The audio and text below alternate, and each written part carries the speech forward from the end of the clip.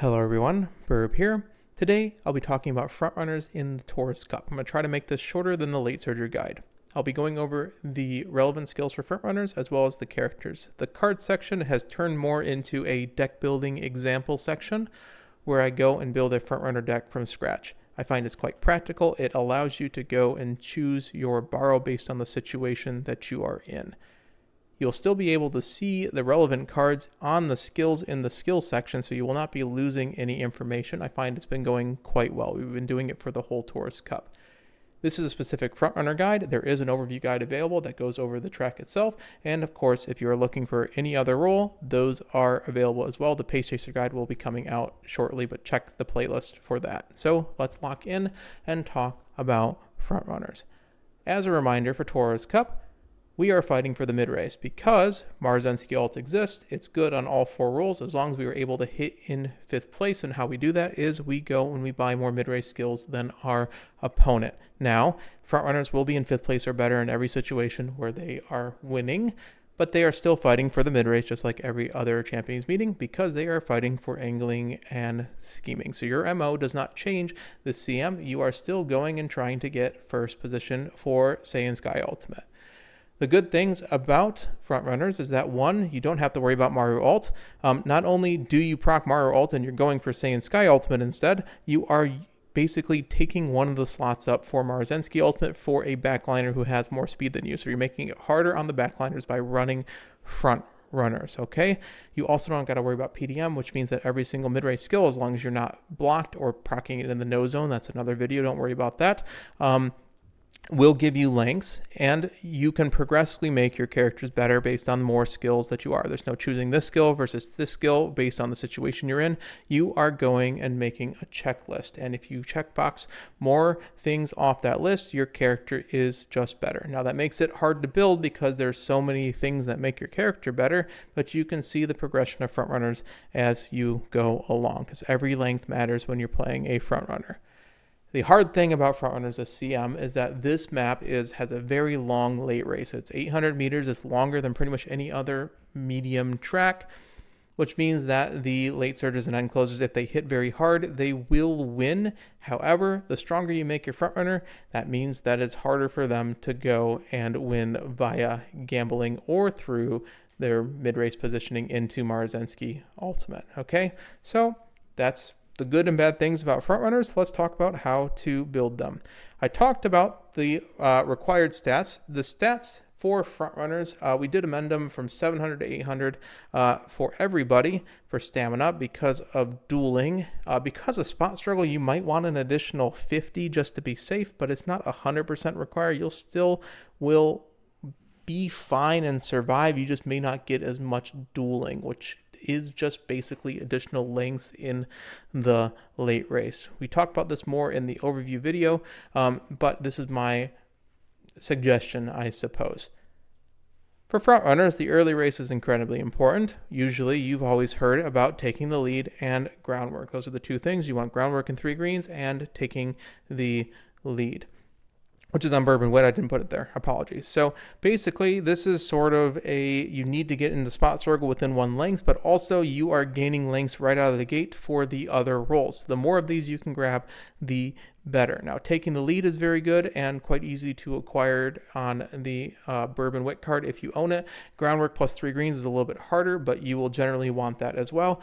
Concentration lowers your initial starting gate, so it can give anywhere from 0 to 1 lengths. However, it is very expensive and should be taken after these two.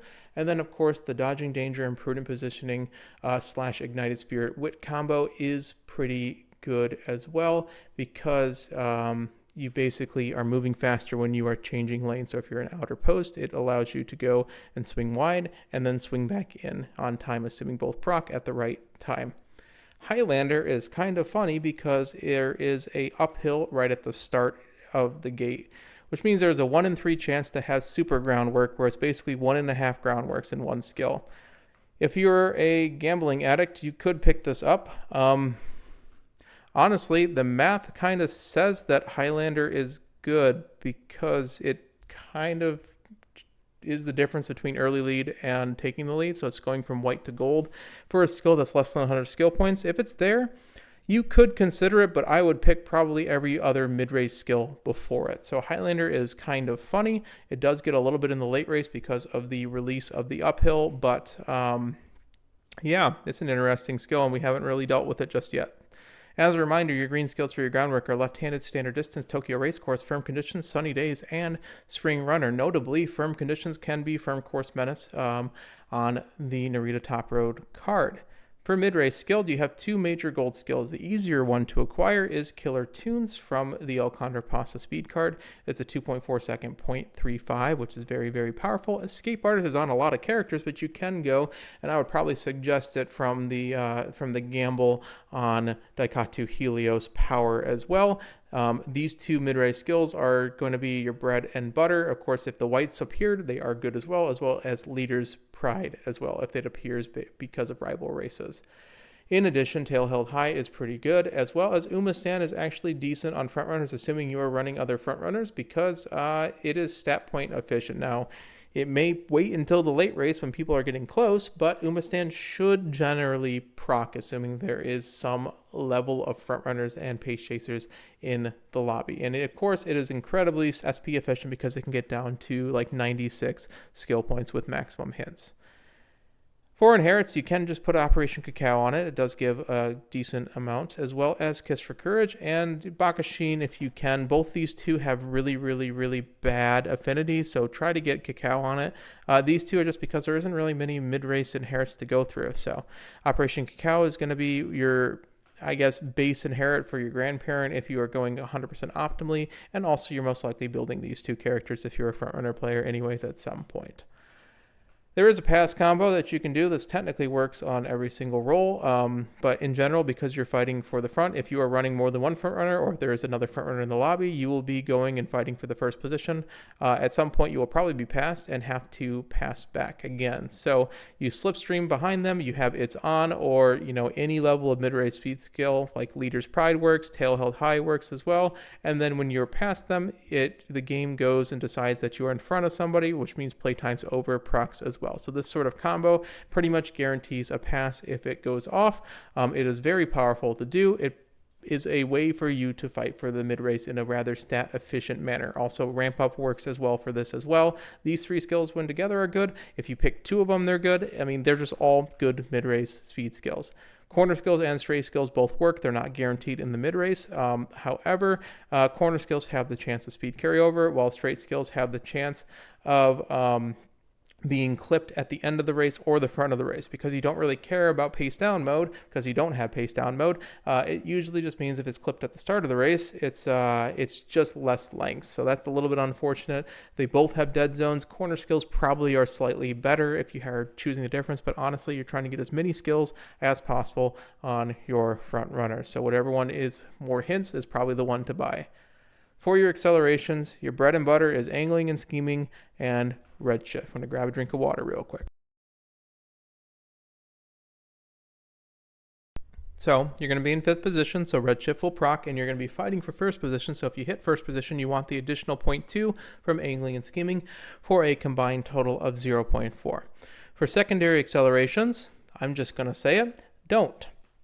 I may be alone in this. I am a backliner player, but if it's coming from a backliner player, there has to be a reason for it. And that reason is that when you go and you proc redshift and ideally angling and scheming, your secondary acceleration, if it were to proc, drastically goes down in value. Nimble Navigator normally is a 3.88 lengths, and it goes all the way down to 1.06 lengths. There's a lot of things in this game that give 1 length or more. Pretty much every single speed skill in the game gives you close to 3/4 of a length, and a lot of these are going to be cheaper than these backup accelerations. Take a look here at some of these gamble accelerations people have been talking about, like Unrestrained and Corner Connoisseur, and their white versions as well, to a lesser degree. They look like very good because they have 3.53 lengths, as well as 4.74 lengths on Corner Connoisseur. If you proc your 0.4 at the right time, which is the times where you are going to be winning, they go down all the way to 1.08 lengths and 2.15 lengths. So you're cutting it in half and by a third for a skill that costs over 300 skill points. Again, you're getting 1 length in the situations where you're winning for a skill that costs 300 skill points. That's incredibly stat inefficient even with hits. Now, can you use them as a backup accel? On front runners, this is my counterpoint to that situation. So think of the situation where Nimble Navigator or No Stopping Me is going to proc. You are going to proc redshift when that happens, which means you will get 1.76 lengths. Now it's less than the 3.88 lengths you get from Nimble Navigator, but it's more than when it gets completely destroyed by you doing 0.4. At the best condition for Nimble Navigator, you're almost a full length behind. You're like 0.99 lengths behind. At that position, you would get 1.76 lengths, and you would technically win and possibly late proc into an angling and scheming, but it'll most likely be too late because they probably have hit angling and scheming at this point, where you're just hitting Nimble Navigator slightly after them. Not only does Nimble Navigator not always proc, you also have to be in the lane next to them, as well as most likely you are taking it at a time that's slightly later than what they're actually doing, so they are pulling away from you as well, which kind of acts as speed carryover. It's not a situation where you really want to be in. Now, if you take the 150 skill point base, we're going to talk about base. Yes, there's hints, but every skill gets hints.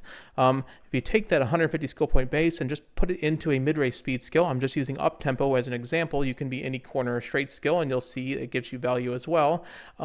150 skill points gives you pretty much a length. Like it's a half length, it's a 1 length sometimes, depends on when it procs and where it's procking. So if you were to go and proc the 1 length behind, let's say the average is 0.6 lengths, instead you would be 0.4 lengths behind. So technically the difference between Nimble Navigator and up tempo in this situation, where it's the best case scenario for Nimble Navigator would win over up tempo. Now, would you win that situation? Probably not, because the other character is just going and procking, angling, and scheming. So now you're just in a late race battle against somebody who hasn't spent skill points on accelerations. Okay, let's go and expand this. And this is what really makes it really obvious why I'm suggesting not taking backup accelerations on front runners this time. Let's look at unrestrained. Unrestrained is a gold skill. There's a lot more invested to this. It is technically a gamble acceleration a la on your left is, but I'm going to basically simplify it down by quartering it up, where the first quarter, the best quarter, gives about 1.5 lengths, as well as the middle quarter, where it's decently viable, gives you 0.75 lengths, and then you have the half chance that it just gives you the speed component, which is only about 0.2 lengths. It's also 360 base SP, which means our EV, our expected value, is somewhere slightly less than 7.75, which is about 0.6. Now, you have the high roll potential. I will give it that. Okay, what I will say is that if you just spent that 360 skill points, because if you're running unrestrained, you're probably running Suzuka card. If you're just running like El Condor card, if you're running Escape Artist, something like that, a gold speed skill, maybe Aino Mateki for its on, you're going to find that it's basically a little over 1 length plus, with the chance of a speed carryover, but we're going to completely ignore the speed carryover just for simplicity reasons. So unrestrained has a 25% chance to give more than the base value of a speed skill. Notably, the speed skill has this carryover chance of like a 1 in 8 too, as well, and 25% chance to give relatively even, and then a 0.5% chance to basically brick. So you're spending a 50-50 on a skill just to break even with a speed skill. Now, if you were to go and use this as a backup accel and you end up getting lucky with unrestrained, yes, it would work with 1 length behind. But as you can see, if you were to spend that on a series of mid-race skills, we're going to just use a Killer Tunes as an example. You would find that eventually, through the progressive inclusion of more mid-race skills, rather than going and spending more on gambling accelerations for specifically front runners in this case, you're going to find that you will hit the threshold of being in front of more other front runners, which means you get to add angling and scheming. So there is a threshold where if you were to go and spend more points on mid-race, you would be in front of X number more percentage of front runners. And again, this is not digital. This is not just like one situation versus another situation. You're not always exactly a length behind. You're not exactly a half length behind. The simulator, it's good. Like if you go and you have 80 races, there's going to be various positions and situations that you're doing it. And over time, you're going to find these little decisions make your mid-race even better and give you more wins. So let's look at an imperfect situation, somewhere in between, where you're just slightly behind and you do not hit your angling and skimming because you're behind. You do proc Nimble Navigator in this case, that's fine. However, you also would have procced up tempo, which would give you 0.2 lengths ahead, and then you're procking angling and scheming. Now, angling and scheming gives pretty much the same thing as Nimble Navigator, and then you also have that mid-race speed skill. So in a lot of imperfect situations where it's not the absolute best thing for things like Nimble Navigator, the mid-race just simply goes out. And that was my sort of side topic I wanted to do in the front runner video, is that, hey, mid-race speed skills and late race speed skills even are so important that you don't necessarily need to go and create backups for situations where you're not going to win anyways in the front runner position. You are not just fighting front runners, so every length matters. If you go and spend skill points on things that are for the situations where you're not beating the other front runners and you're going to beat those front runners, you're going to find that on this massively long late race that the gamblers are just going to beat you. Okay? You may hit that no stopping me. You may get that, 3 lengths ahead from that in that one situation, but the other 5 situations where it doesn't end up proc and be relevant, you're going to have a gold chip coming around the corner and just beating you out by a singular length. And if you had killer tunes instead of that no stopping me, you're going to end up finding out that, hey, I would have won that race. And I think that situation is going to happen more than the situation where you no stopping me off of somebody, where you go and unrestrained off of somebody and you win because of that. Okay, there you go. That's my PSA. Just go and get angling and skimming in Red Maru and go from there. Your late race on front runners. In Body and Mind, Nothing Ventured, Firm Course Menace, the same thing. Firm Course Menace is probably the one you're going to be getting because it's on the Narita Top Road. It kind of functions as a late race speed skill because of the length of this course. It has quite a large amount of value. For Inherits, you do have Barcarolle, Lights of Vaudeville, as well as now, because this is Tokyo specifically, we have Ines Fusions all charged. Its go time, it is a 0.25 on this track in particular, so it is quite valuable. If you are running the character, she does make good parents for the Tokyo track, so this CM and next CM in particular. Do not take Duty of Dignity Calls, which is Mesuro McQueen base ultimate, because it's completely eaten by the acceleration zone. I guess technically not. But TDDC as a inherit basically barely gives you anything for what it does. Okay, let's talk about cards. If I were building a front runner deck, what I would do is I need Taking the Lead. So I can get that from Twin Turbo. I can get that guaranteed from Mahona Bourbon, and I'm not going to be running a million runs, so let's just grab it from Mahona Bourbon. I'm going to grab some mid-race with Kittison Black, and then I sort of have some options for power cards. I could get Groundwork from Smart Falcon. That's a pretty good card. Escape Artist from Daikato Helios. Choose the one that you own, of course, if it's 3 LB or greater. But I'm going to run Killer Tunes on El Condorpaso Power because it just has very, very high power generation. Again, this example is if I have access to all the cards, okay? Narita Top Road is very good for Firm Course Menace along with the stat generation. Frontrunners like a lot of stats, so this pretty much covers your speed, and this will cover the power because Narita Top Road has ridiculous power output as well. Then we sort of have a free slot, and we can go and get the Escape Artist or the Groundwork. We can go Yae no Mateki for more power. We can go Escape Artist, but instead I'm probably just going to add more wit cards because I know I need some wit. If my character does not have wit bonus, I will probably add 2 wit cards to go and supplement it, making it a triple wit deck and run some Power Sparks and Stamina Sparks for 55% race bonus. And if I have something like a Marzensky, which has a lot of wit bonus, I might be inclined to drop the last wit card and instead go something like Yae no Mateki to get some additional mid-race as well. The more gold skills you put on it, the better. But again, you cannot sacrifice your race bonus. You really can't drop below 50%, and this is sort of already pushing it as well. So that is what I would build on a front runner. Again, your stat sticks are perfectly fine to build. If you're a free-to-play player, you put what you got. You get your highest race bonus cards, and we'll go over what you're borrowing in the last slot right here. So my borrow priority, I think what you should do if you're a free-to-play player is, or I guess a player that doesn't have access to all the cards at any point, Kittison Black is good. I prefer getting the killer tunes on it. I think it's very good on front runners in particular. So killer tunes plus pro curve should be all the mid-race you need to get above most people.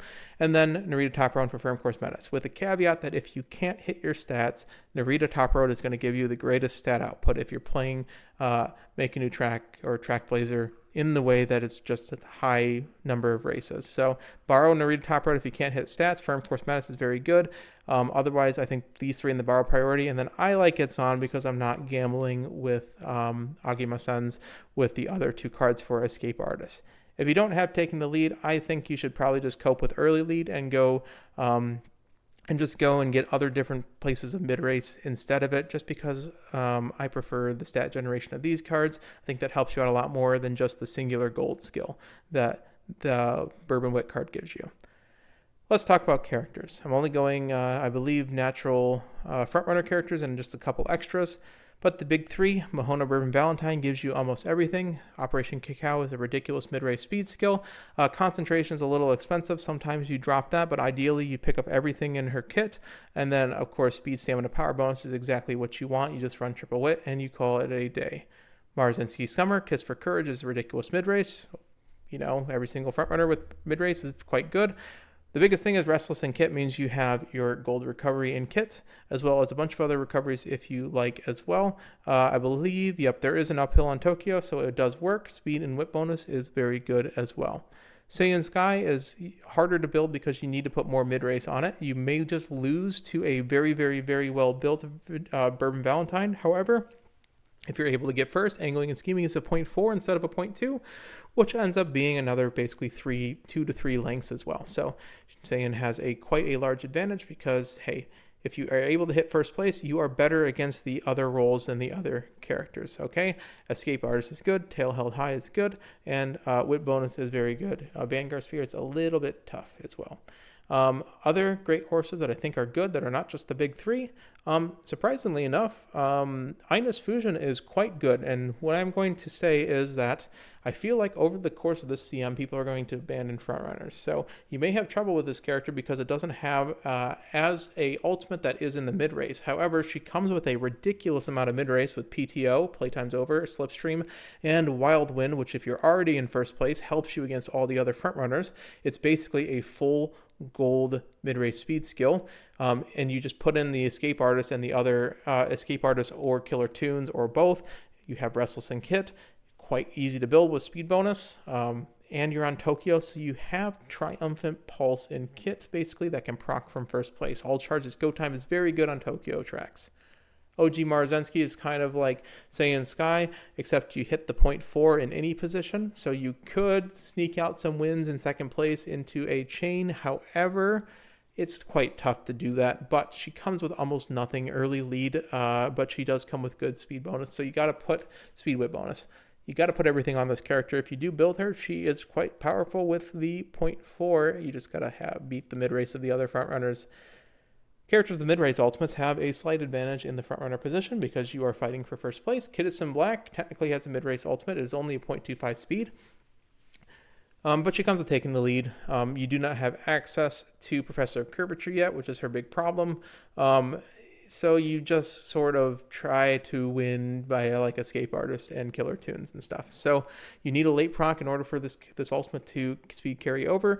Otherwise, it is just a 0.25 if you're in first or second. So maybe it ekes out some wins in the second place position, but mostly it is a win more ultimate. Smart Falcon, Turf E, as you know, but Sparkly Stardom is technically early race, assuming there's another front runner. And then Prudent Positioning, Front Runner Savvy, I put trending in the charts here. Doesn't really give you that much is the point. Silent Suzuka, View from the Lead is Mine is a little difficult to proc. You have to be very much the best frontrunner in the lobby. Left-handed in kit and Concentration Unrestrained are a little bit tough to build, in my opinion. Daiwa Scarlet, the ultimate is still a very good mid-race. It's unlikely to actually use the acceleration component, but it's quite a good mid-race position. And she actually comes with Killer Tunes in kit, so you can go and start gambling for Escape Artist. Speeds bonus in kit as well. Characters with late race ultimates are better if they are able to be built with enough mid-race to survive the other frontrunners. I think they're going to be better in the later stages when less people run frontrunners. I'm going to eat my words, but I feel like it's going to be like Aquarius Cup where people see gold chips winning and they start to go and build gold chips and end closers. Saiyan Sky Ballroom, the problem with his characters is hard to inherit angling and scheming, but hypothetically you have Top Runner and Escape Artisan Kit for a ton of mid-race that's inaccessible to other characters in the class. Spring Runner and Kit as well. My Top Gun Wedding gives you a little bit with the recovery, but passing somebody in the front is a little bit weird for specifically front runners on this map on the final corner, because especially because it's, I mean, you should already be hitting by the final corner because it's a C4 map. Regular my Top Gun, I'm going to try to do this right. I should have reviewed this. Flashy Landing is that if you are challenging someone on the final corner or later, you get target speed and acceleration. Hypothetically, you could get the acceleration, but it's a little bit tough. Let me check it here. It is a 0.25 second, 5 second Takezo ult with acceleration component on the final corner or later. Hopefully I did that right this time. Flashy Landing's a little bit weird, and the stamina bonus helps a little bit with stamina, but it's can kind of run as a pass protect build, but she can also be run as an end closer with not too much hassles, so you might just rather build her there. No Stopping Me is, like I said, I think it's kind of a bait on the character to buy, but doesn't really give you much else. Mahona Bourbon OG, Go First Forever, is a good late race speed skill. It's kind of bridging the gap between Fujin on Tokyo and not Tokyo, so it's only 0.35, I guess, but she comes with front runner corners, front runner straights, and taking the lead, and, you know, her recovery is the scenario, so it has to be good, right? Sakura Chiona O, Surpass the Sakura is a pass protect ultimate. Speed whip bonus is good. Front B. Spring Spectacle is kind of what you are looking for on this kit. You are just faster than the other front runners if you decide to build her in front runner, assuming you're able to hit first via the mid race. Team Opera O New Year, Bark Roll of Blessings is what you are inheriting on people, and therefore it is very good on herself. However, she doesn't really give anything except a recovery. And finally, McQueen Ultimate procs early, so Duty of Dignity Calls is a little bit tough, especially on frontrunners, because you don't really get that much out of it. So I would probably pick a player in a role that passes into the position that McQueen Ultimate happens. And I included Sakura Bakshino because I used her on the thumbnail, but she is a force due to G aptitude, but Genius X Bakshino equals victory is technically a mid-race speed skill. So how do fronts win? As a conclusion, you get a large advantage. Every skill that you put on your character will help you go and fend off those late surgers and end closers. And basically, you pray that a late surger, or specifically an end closer with Daring Strike, doesn't proc every single one of their skills in speed carryover, as well as a Radiant Star, and just wins anyways. So that is the problem with frontrunners, is that, hey, a gambler can still just hit and beat them because of the length of this track. But you can make it very difficult for them if you build enough mid-race and late-race speed skills. So here is your full checklist. I know you front runners love this. So get your stats, get angling and scheming, which is OG Saiyan Sky Ultimate, get red shift, get groundwork and 3 greens. Firm Course Menace is a good green proc. Taking the lead is very good as well. Those were your early race and your accelerations taken care of. At this point, you have DDPP combo, dodging danger, prudent positioning / egg wit. More mid-race, more mid-race, more mid-race. You can consider this a checkbox. Get 3 mid-race things and then grab a late race if you are running out of mid-race. More wit is more mid-race and activation chance, where more power is basically additional speed because of how many uphills there are on this map. Medium S will help you quite a bit because it does basically give you some bonus speed as well. So that is how you build frontrunners.